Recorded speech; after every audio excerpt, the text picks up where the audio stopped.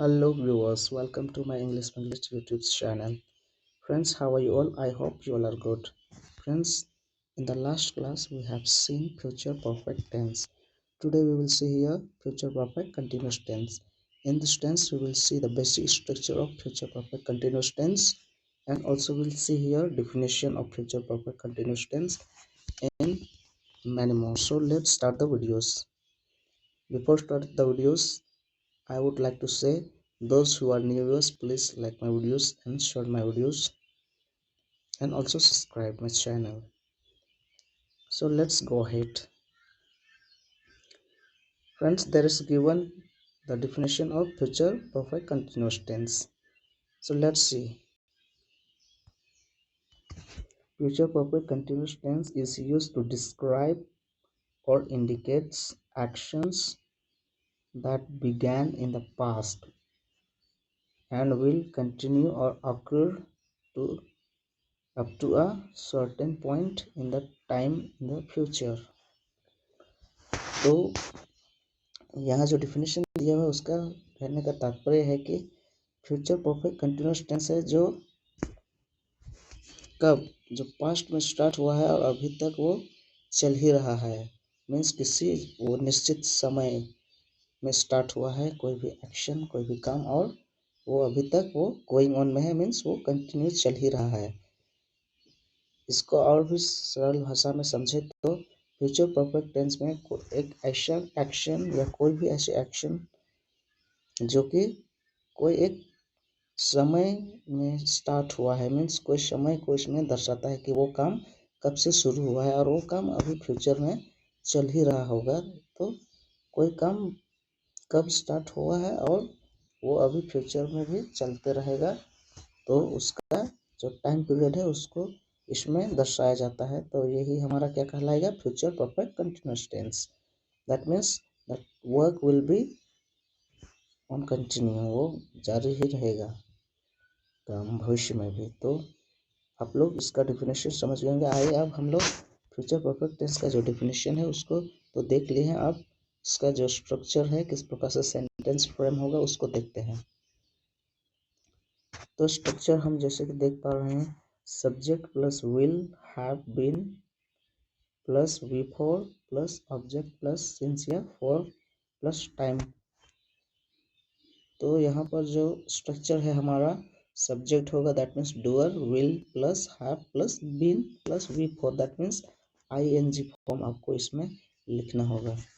इसके बाद ऑब्जेक्ट तुरंत आएगा, फिर आपका सिंस या फॉर। सिंस या फॉर का यूज हमने बताया था कि सिंस जो कि एक निश्चित समय के लिए होता है और फॉर का प्रयोग अनिश्चित, जिसमें हम लोगों को एक निश्चित समय का पता नहीं होता, उसके लिए हम फॉर का यूज करेंगे, और सिंस का यूज हम एक निश्चित समय के लिए यूज करेंगे। तो आइए हम पहला एग्जाम्पल देखते हैं। मैं सुबह से फुटबॉल खेल रहा हूँ। मीन्स जो फुटबॉल खेलने का काम है वो सुबह से, मीन्स वो पास्ट में स्टार्ट हुआ और अभी भी फ्यूचर में चल रहा होगा। तो उसका सेंटेंस क्या बनेगा, I will have been playing football since morning. जैसे कि लास्ट क्लास में हमने बताया था कि सिंस का प्रयोग मॉर्निंग, इवनिंग, शाम को, ये सब जो भी टाइम आएगा उसमें सिंस का यूज होगा। सेकंड सेंटेंस क्या है, वह 2 बजे से सो रहा होगा। 2 बजे से सो रहा होगा, ये भी एक निश्चित समय को दिखा रहा है। तो he will have been sleeping since 2 o'clock। he will have been sleeping since 2 o'clock। तो वह 2 बजे से सो रहा होगा।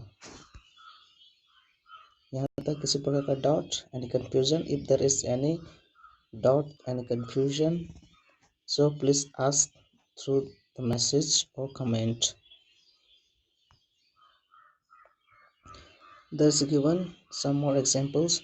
So first sentence is मैं 2 महीने से अंग्रेजी बोल रहा हूँगा। 2 महीना से, दैट मीन्स 2 महीना वो कोई भी मंथ का हो सकता है, वो मार्च, अप्रैल या फिर जून, जुलाई भी हो सकता है। तो यहाँ पर जो टाइम है 2 मंथ, वो एक निश्चित समय नहीं है, इसलिए यहाँ पर सिंस का यूज नहीं होगा बल्कि फॉर का यूज होगा। तो इसका सेंटेंस हम कैसे बनाएंगे, I will have been speaking English for 2 months। I will have been speaking English for 2 months। I will have been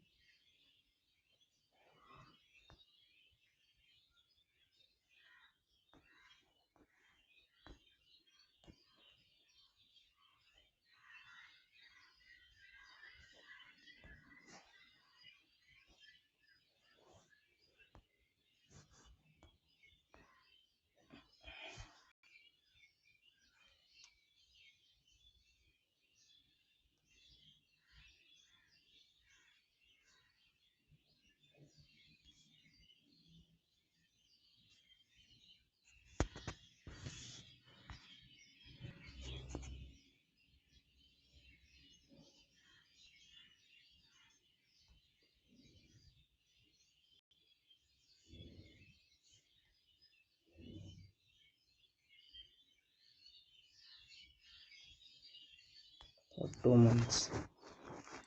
अब सेकंड सेंटेंस में आइए देखते हैं क्या है।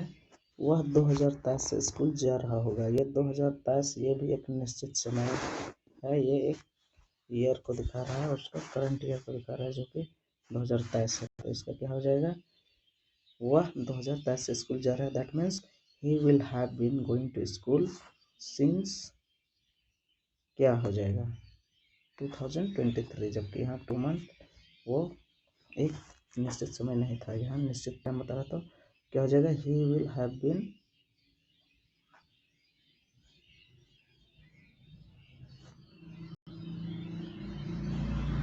गोइंग टू स्कूल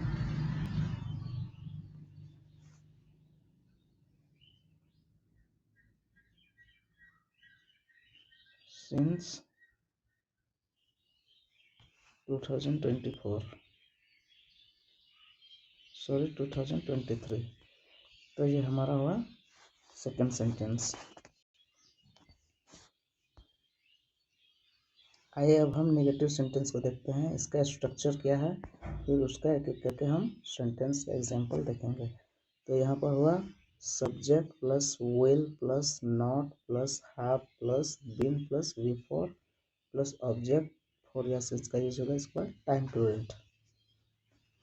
देखने में आप लोगों को काफ़ी लंबा लग रहा होगा इसका जो स्ट्रक्चर है, लेकिन बहुत इजी है फ्रेंड्स। आप लोग इसमें ज़्यादा घबराने की बात नहीं है। आप इसको एक बार स्ट्रक्चर समझ लीजिए, आप इजीली इसका सेंटेंस बना सकते हैं।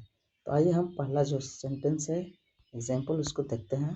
क्या है, आकाश सुबह से नहीं खेल रहा होगा। आकाश जो है वो सुबह से नहीं खेल रहा होगा। तो क्या हो जाएगा, Akash will not have been playing since morning. जैसे कि सुबह का टाइम है तो एक निश्चित समय है, सुबह में सुबह ही होता है, जो कि डेली सुबह का टाइमिंग क्या है आप लोगों को अच्छे से पता है। तो सुबह एक निश्चित टाइम है, तो निश्चित टाइम के लिए क्या होगा, सिंस का यूज होगा। तो सेंटेंस आइए देखते हैं। Akash will not have been playing since morning. Akash will not have been playing since morning. Okay, यहाँ तक कोई दिक्कत नहीं है। आइए हम लोग अगला सेंटेंस देखते हैं। और एक, वह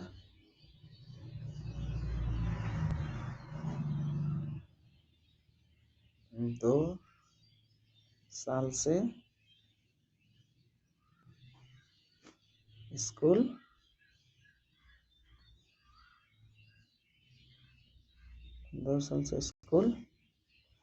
नहीं जा रहा होगा।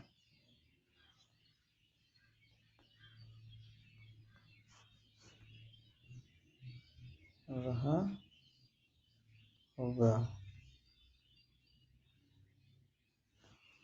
तो क्या हो जाएगा, he will not have been, he will not have been going to school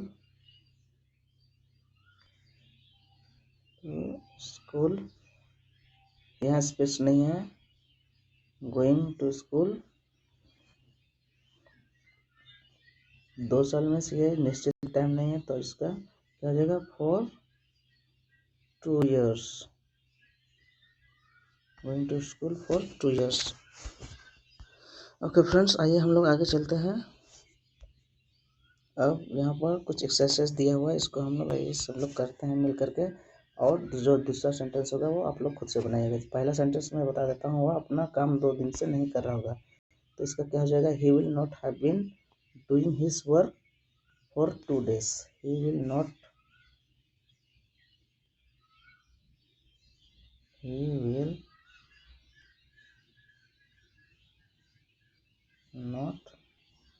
have been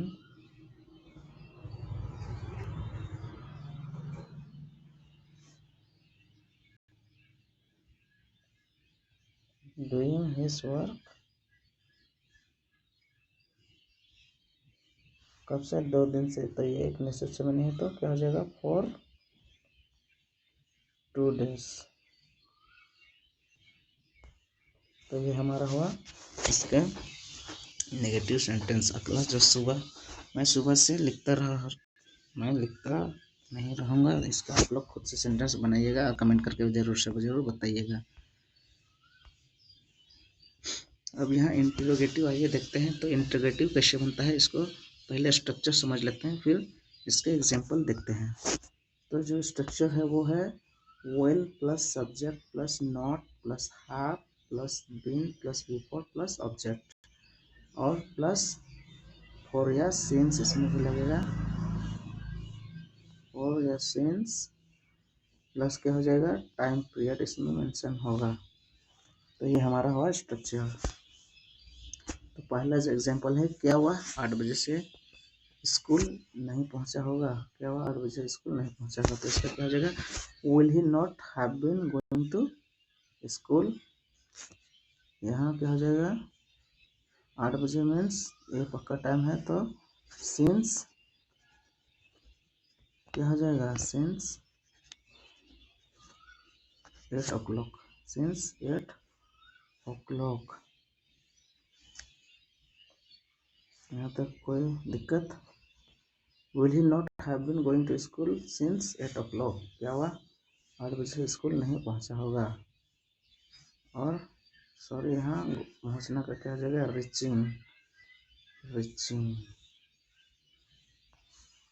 okay, दूसरा प्रकार से वही है, क्या है वह, 2 घंटे से, क्या तुम 2 घंटे से नहीं खा रहे होगे। तो यहाँ कुछ मिस्टेक्स हैं। तो यहाँ will you not have been eating chapati, 2 घंटा मीन्स ये निश्चित नहीं, तो फॉर इसका हो जाएगा, ऐड करना होगा यहाँ, फॉर 2 hours, फॉर 2 hours। तो हो जाएगा, क्या तुम 2 घंटे से नहीं खा रहे होगे। Will you not have been eating chapati for 2 hours। क्या तुम 2 घंटे से चपाती नहीं खा रहे होगे। तो यहाँ तक आप लोगों को समझना कोई दिक्कत, आई होप आप लोग समझ गए होंगे। और किसी प्रकार का डाउट हो, कोई परेशानी हो, कोई दिक्कत हो, तो आप लोग ज़रूर कमेंट करके अपना प्रॉब्लम बताइए, मैं उनको सॉल्व करने का प्रयास करूँगा। So friends, on this way this chapters over. और इस प्रकार से हमारा जो टेंस का 12 रूप था, सभी रूप को हमने देख लिया है। अगर जिन्होंने पिछले वीडियोस को नहीं देखा है, प्रेजेंट टेंस और पास्ट टेंस के सभी रूपों को देखने के लिए आप लोग वीडियोस का प्लेलिस्ट सेक्शन में जाकर के सभी वीडियोस को देखिए और अपना इंग्लिश है उसको अच्छा से स्ट्रॉन्ग कीजिए, मजबूत कीजिए और इंग्लिश स्टार्ट कर दीजिए बोलने के लिए। So thank you and have a good day.